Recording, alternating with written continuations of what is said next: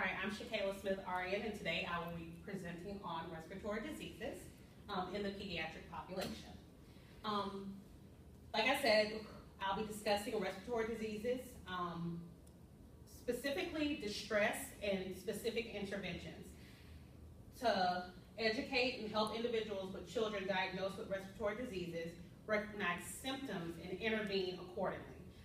So specifically, I'm a home health nurse, pediatrics. Most of my patients come home on ventilators with tracheostomies, and they have severe respiratory compromise. So my goal is to educate nurses that will come in contact with these parents, with these families, that they'll be competent enough to educate these families and go through training with them, and also help them to recognize symptoms, go over interventions so that those families will then feel comfortable enough to take care of their loved one.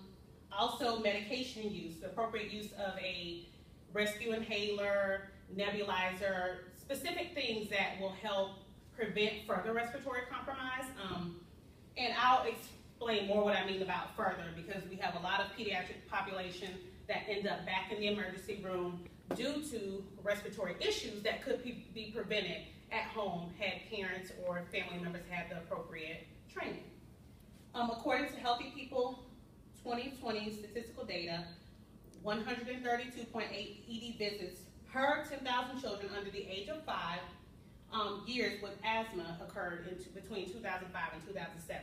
And of course, these statistics may have changed in recent years, but that number is still a very large amount. And like I said, educational intervention and teaching can go a long way with some of these families. And pediatric respiratory illness also contributes to more chronic childhood disease than anything else. So it's a really big population. 23 million people in the U.S. have asthma, and it could be various things. We'll talk about history, risk factors, environmental factors, and all those things that come into play. The burden of respiratory disease affects individuals and their families, schools, workplaces, neighborhoods, cities, and states. This also creates a big cost to the healthcare system, because a lot of times the hospital eats most of the cost. A lot of these children that I come in contact with, namely, have Medicaid and different governmental funding, so them going into the hospital to start with and then ending up being readmitted costs the hospital a lot of money. Let's see, it's paid for with higher health insurance rate, lost productivity, and tax dollars. And as you can see, that's a staggering number, $20.7 billion spent on asthma alone.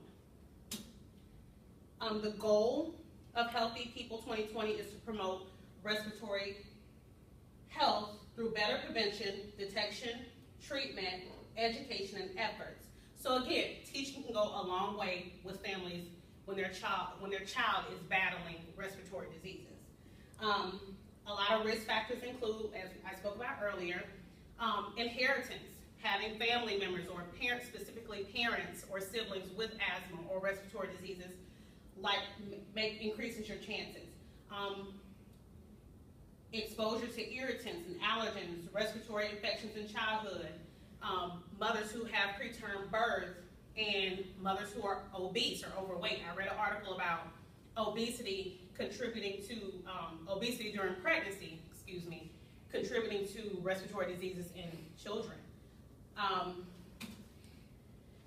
The objectives of Healthy People focus on reduction. And I think overall in the healthcare system, we see so many increases that when it comes time for the patients to be admitted or discharged to home health, you really want to focus in, like, the majority of your teaching on reduction and prevention and interventions to keep them from being readmitted and going back through the healthcare system, thus costing more money.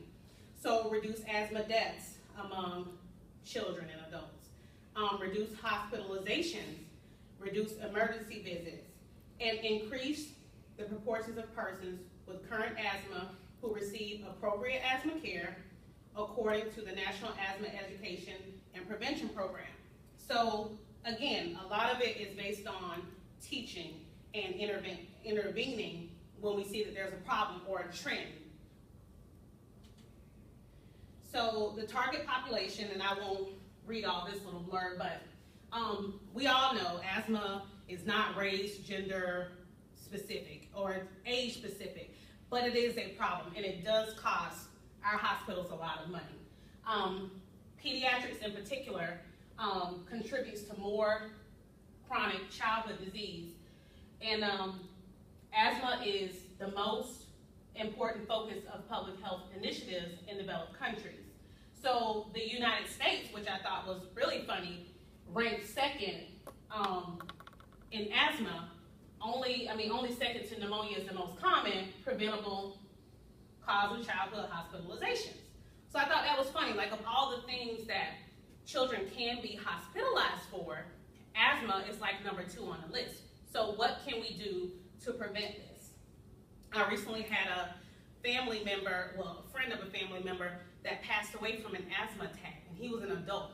So just think about management and reduction, and I mean, he was probably 35 years old with uncontrolled asthma, had been having an asthma attack for at least 2 weeks, and letting his family know, like, I don't feel right, I don't feel comfortable, and just kind of going through it, toughing it out, and not really drawing attention to the need, and it ended up costing him his life. And just imagine having a small child who does not know how to manage or can't really tell mommy, I'm uncomfortable, I don't know what I'm feeling, they don't know how to articulate that. So it's best to educate parents on noticing the signs and symptoms and then saying, okay, this is what I should do, or knowing what to do. A lot of times parents see their children getting uncomfortable and the first thing they think is, let me take them to the ER, and that's what we want to reduce. No, let me look at my child, see exactly what's going on, and intervene accordingly. And then once they can't intervene or realize, okay, we can get the rescue inhaler in there, that way when the ambulance services do come, they won't be working backwards or trying to play catch up with some asthma that's already out of control. So I have a video below that just talks about respiratory illness as it affects the pediatric population.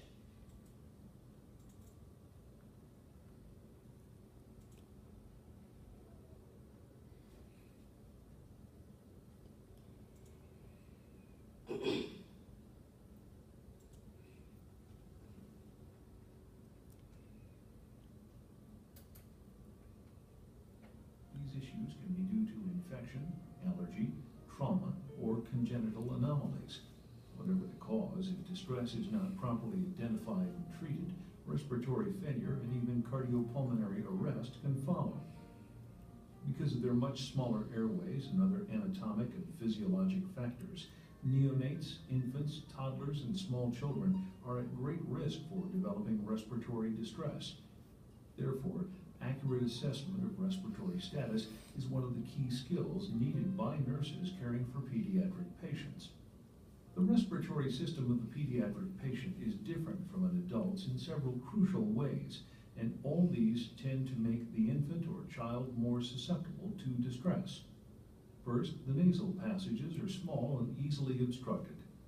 This is particularly worrisome in neonates and young infants as they are obligate nose breathers. All right, so that was just a little brief video to just talk about kind of like what differs in a pediatric patient as it varies in an adult. So that makes it much more critical to try to target and treat. Hello and welcome. My name is Adam Thompson. I am a EMS educator, paramedic professor at Edison State College out of Southwood. Apology.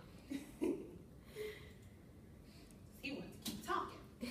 All right, so goals, whenever you're teaching families and clients, you want to focus on how to accurately administer medication. So the inhaler is the most important thing.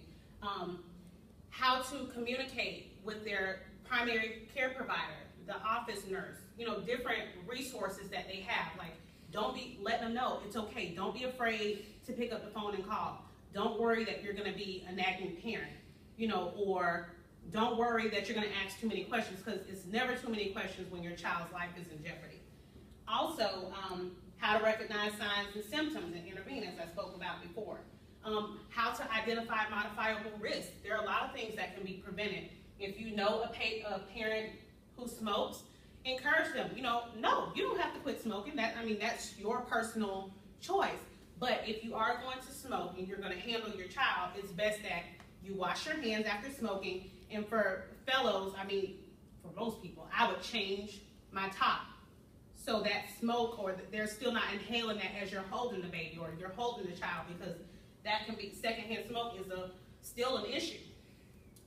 Also, work to maintain a normal life for pediatric patients. So, like I said, I take care of a lot of my ventilator patients, and I encourage the family, take them outside, send them out by the pool, like get a little net for their stroller and allow them to be outside and enjoy the fresh air and sunshine. They don't have to be locked up in the house because they're on a vent.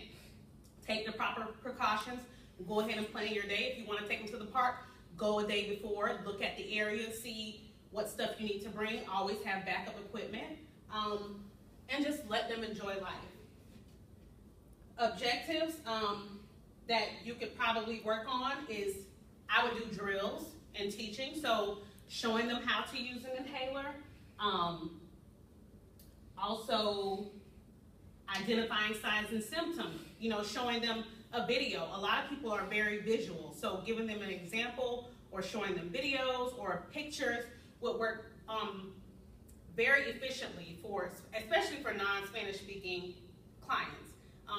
One of the particular children that I take care of, her family is Spanish speaking. So pictures and breaking it down as much as possible, asking them, do they understand, reiterating, reinforcing whenever you see them doing something that may be a little off, they're trying to attempt the proper intervention, but just kind of correcting them. No, kind of do it this way, or do it a little more gently if you're having them amboo the patient if they have a trach or something like that.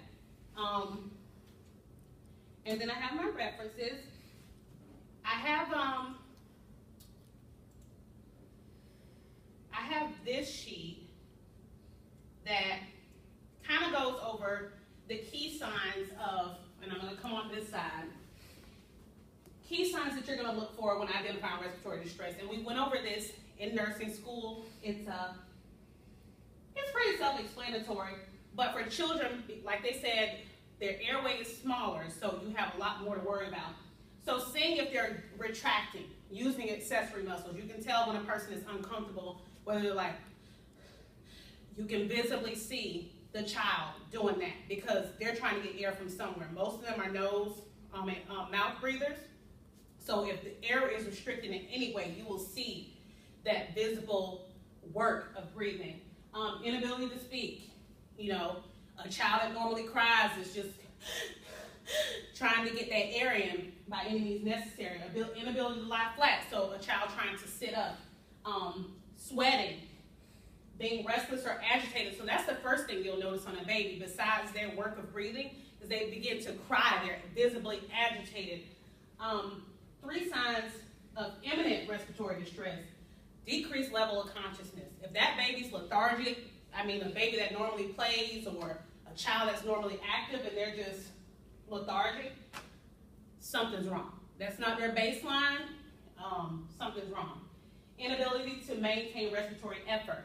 So in my particular case, if I have a child on a ventilator that's set at 24 and they're just barely getting to 18, or they're getting to 16 and they can't get any more despite the pressure support or pressure control, that's an issue. And turning blue, that's a visible sign or marker for us.